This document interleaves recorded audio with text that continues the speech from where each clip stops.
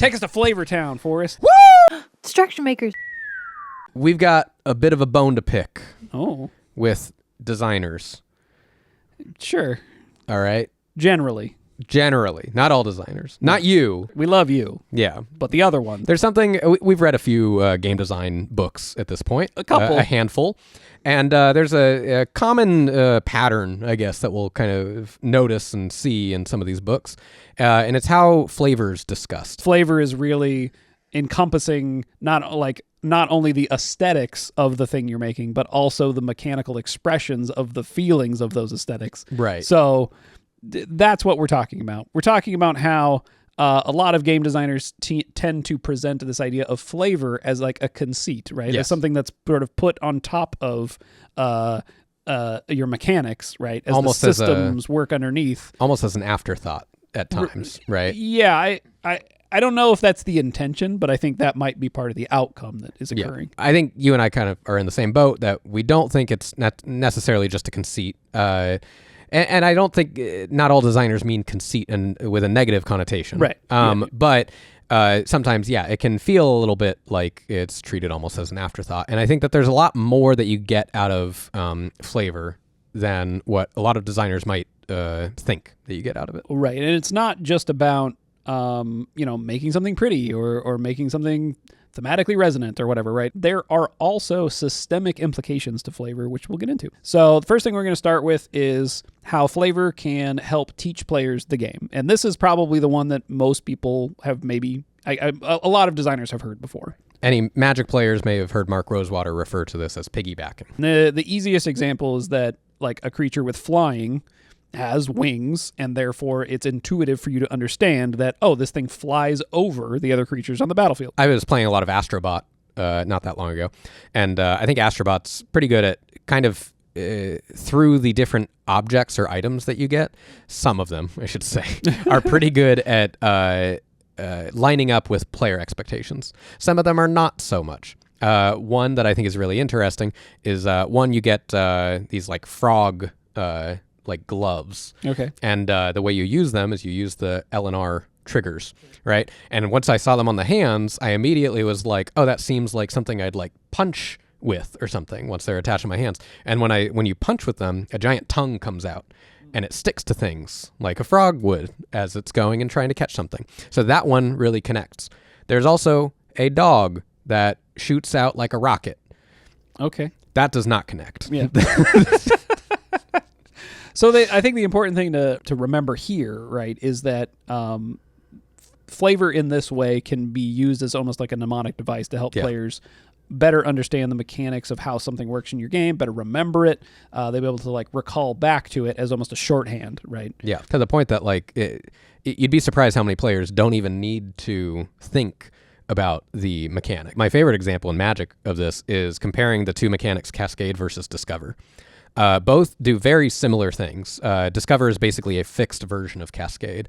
Cascade is once you cast a creature with Cascade, you reveal cards from the top of your deck until you cascade or reveal a card of a mana cost of that card or less. One less. You reveal cards off the top of your library until you reveal a card that costs less than the card that you played. Right. And then you get to play that card for free. Whereas Discover is very similar. You reveal cards from the top of your library, but there's a number associated with it. So if it was Discover 10, like Hit the Motherlode has, then you would reveal cards from the top of your library until you hit something that is 10 or less for mana cost. I believe it's 10 or less. Yeah, and then you can play it or put it in your hand. To me, when I see Cascade is so like flavorless, right? It like doesn't really. What does it mean? The idea of cascading into things is sort of okay. I think the term makes a certain amount of sense. Right. But what the mechanical expression like has no connection to Cascade. Right. Like, but you see Discover and you see that it's associated with like a set about exploring lost caverns. And I think a lot of players would be like, oh yeah, I'm like discovering something, especially when there's a number already attached to it. Unlike Cascade, you have to know it's related to the mana cost. And,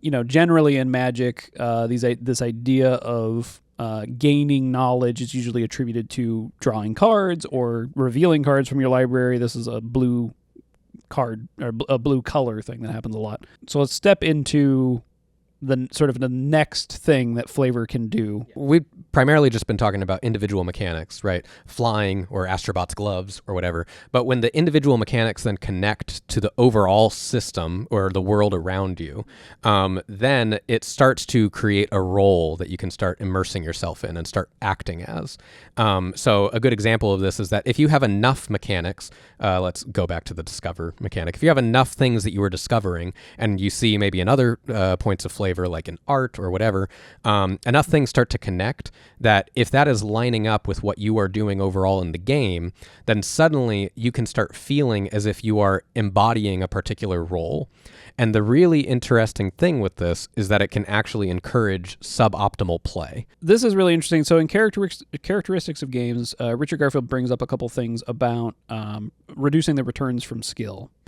He brings up randomness as being a good way to do this, and also politics as being a way to do it that maybe is not as good as randomness, but it does do this in small amounts, right? If there's too many politics, it sort of falls off a cliff and becomes just a game about. It becomes the politics game, which is always the same.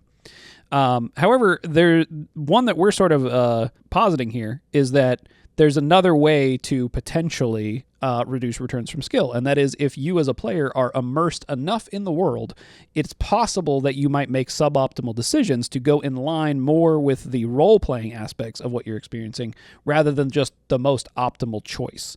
And this is not necessarily one that can be like designed into the system, right? Like you can't like force players into this the same way you can with randomness or with politics. You can encourage players, but that's probably about it. Right, and there's probably some way to create some kind of like mechanical system here that will reward this kind of behavior, but that might be one that would be similar to that sort of politics issue, right? Where if like it's too much of it, now you're just a role-playing game, right? And that's the focus, right? Instead of it being like a game with role-playing, it's now a role-playing game. So what I mean is like when a game becomes too much about the role-playing, it can supersede any of the system's expressions, in the same way that politics can. Oh, okay, right. Yeah, so I guess modern D&D is probably the most obvious example of this, where like it's not just about min-maxing, right? Well, not even just min-maxing. It's not about mechanical expressions anymore. It's almost like the mechanics are there, like sort of when you need them, and when you don't need them, the rest of it is a story machine for a lot of players, which isn't necessarily a bad thing. It's just that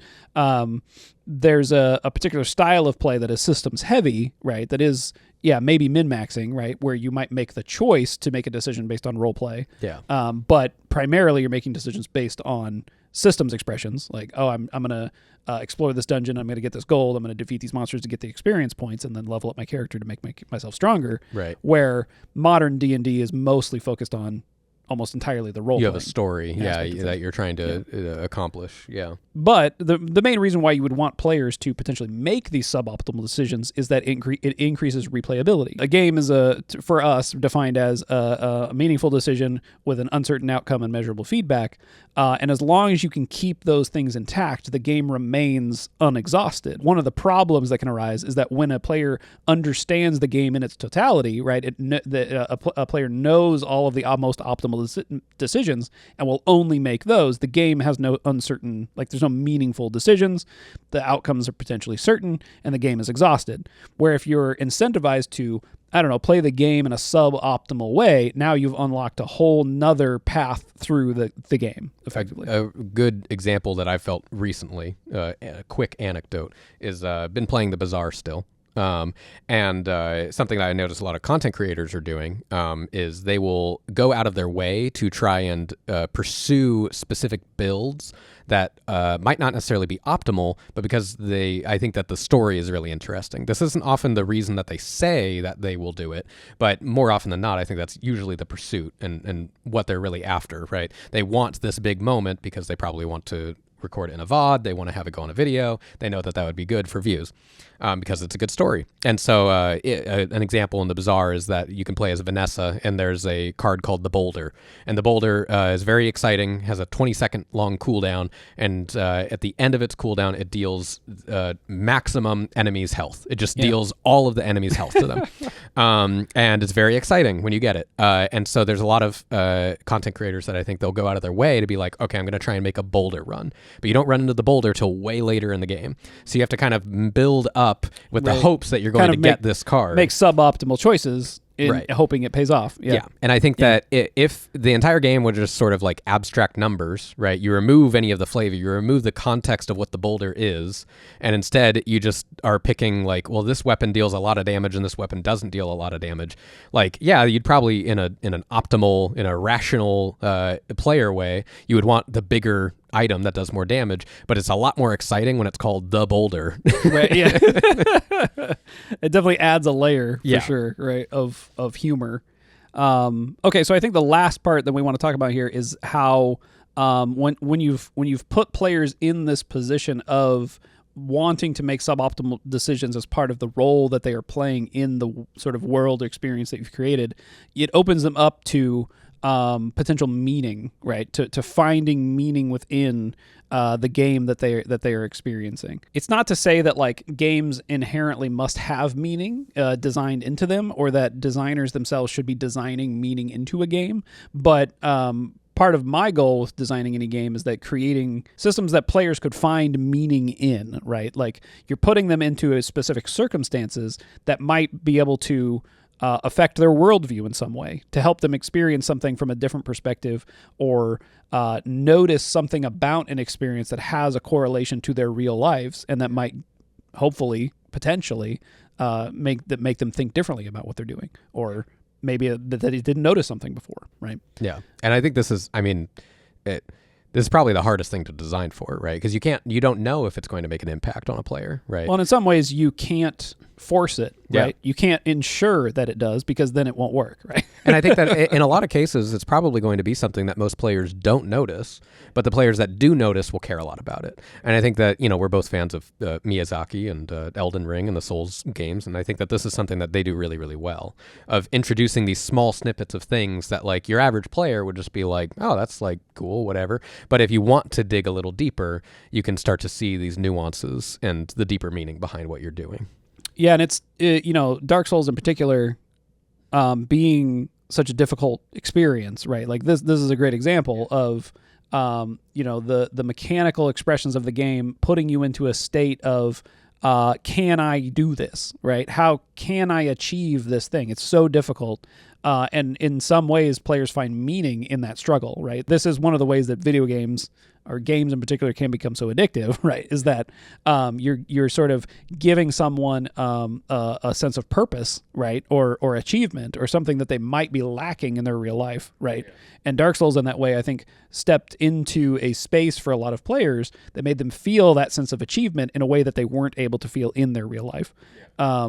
And I don't know if that was Miyazaki's intent, but I do think that there's at least some amount of design choice happening there that gave the opportunity for players to feel that. I was going to say, I think that this sometimes, if the designer is like, I don't know, paying attention to this, right? If they're aware of this possibility, it doesn't necessarily have to be something that you plan for. It can be something that you identify, and you can see like, and sometimes this happens, right? You could design an abstract system and you see how players are feeling as they are going through that system, and you can see that and see the deeper meaning behind what that is, right? If it's encouraging player behavior to be in a certain way, well, you can try and meet the players in that direction to where it fulfills what that meaning is really, what the system's fulfilling. Right. And you can approach this from either side, like you're saying, right? You can design a system that has a feeling associated to it and then connect that to the world that the players are experiencing. Or you can go the other direction and say, okay, well, this is a feeling that I am having, or a thing that I am trying to express within the game. How do I create a system that communicates potentially that feeling to players? So to kind of wrap things up here, I think that the most important thing that a game designer can do, or that a game designer has to do, is make something that's not boring, right? That's like step one. Step two is to create these opportunities for role play, like we're saying. And then step three is like, somehow have some kind of emergent meaning from the experience that you're creating. Yeah. And that, I think, is when you are creating an experience that is profound enough to move someone, right? To make someone actually potentially change how they feel about something. Yeah.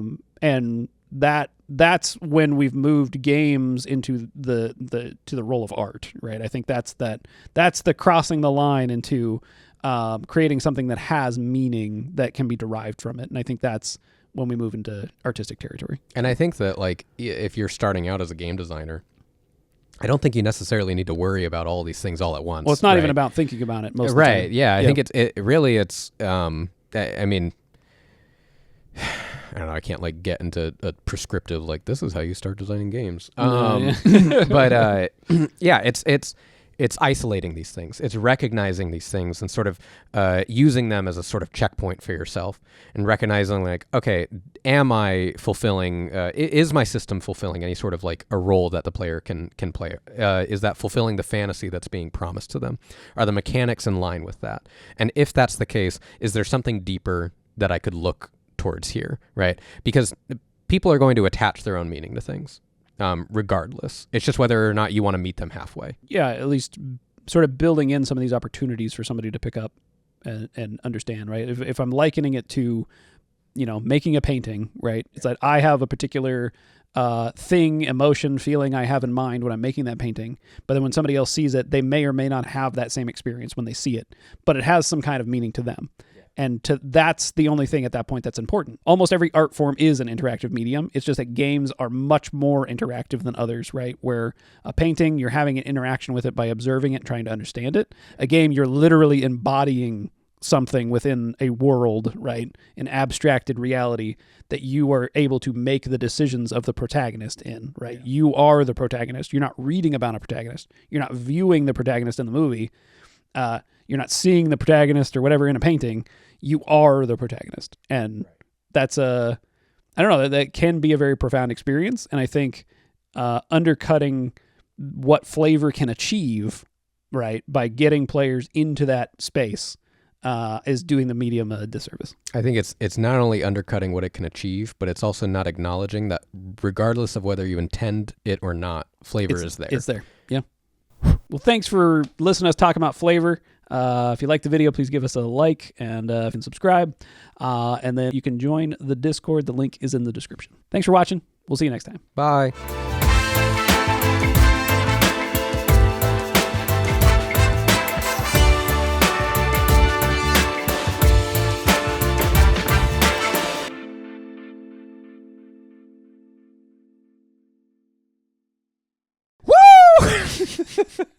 Is that what you mean? Yeah, that was it.